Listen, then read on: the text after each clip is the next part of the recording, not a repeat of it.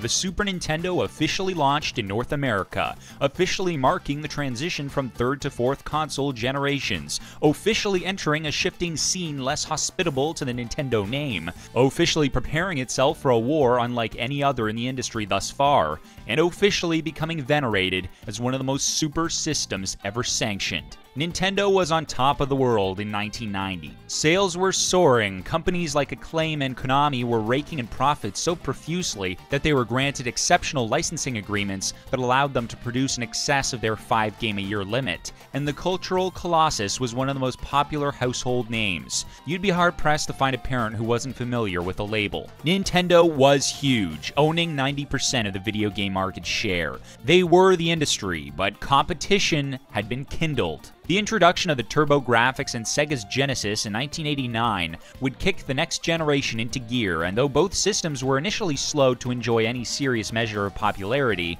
by 1991 the technical capabilities of 16-bit hardware had rendered the 8-bit glory days of the NES near obsolete. Designed by one Masayuki Uemura, by the time the Super Nintendo hit North American homes, it was at a gross disadvantage. With the Sega Genesis's edgy marketing campaign, its established library of well over 100 games, including a virtual monopoly on sport games that mirrored the Intellivisions a decade earlier, and its cheaper price point, the Genesis was an oil field for Sega. All it took was a hedgehog to strike a match on June 23rd. But the SNES had its selling points too. While it may have lost several exclusive licensing arrangements with top third-party developers, it still retained the loyalties of major players, including Capcom and Square. And though its initial catalog only comprised some 12 titles, its library would come to include some of the most revered games ever made. Most sequels to established franchises, Super Mario World, Super Metroid, Super Castlevania, but RPGs did become one of the most critical cruxes of the console, more than ever appealing to a Western audience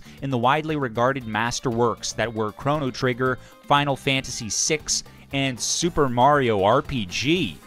Who would have thought that game would have kicked Koopa ass? Software sells hardware, not the other way around, and Nintendo still had the software to back up their seal of quality. Visually, the SNES blew its trumpet as loudly as the Genesis, though in differing details. Whereas the Genesis was all about speed, the SNES was supposed to be all about color and overall hardware power. Mode 7 was the counterpoint to blast processing, one of the main bullet points for the machine. A graphical graft that enabled various games to immerse the gamer with a pseudo 3D world, which was mostly utilized for racing games like F-Zero and Super Mario Kart, and for RPG overworlds like in Link to the Past. But it undeniably looked unbelievably awesome, and paired with the enhancement chip software upgrades that made polygonal depth possible, gave the 2D gamer a taste of the coming 3D age, hinting on the horizon. Even with its policy of dumbing down the violence in controversial ports like Mortal Kombat or Wolfenstein 3D, a move that would cost them serious sales points next to Sega, who, with their target of an older audience, would preserve all that blood and guts,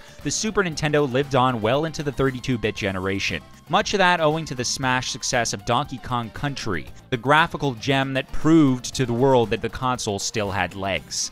Decades later, the Super Nintendo has retained its reputation retrospectively, and continues to be lauded and loved from lord to laborer. Happy birthday, Super Nintendo, and whoa, happy birthday PlayStation and Dreamcast. That's right, the Super Nintendo wasn't the only console to be released this day in gaming.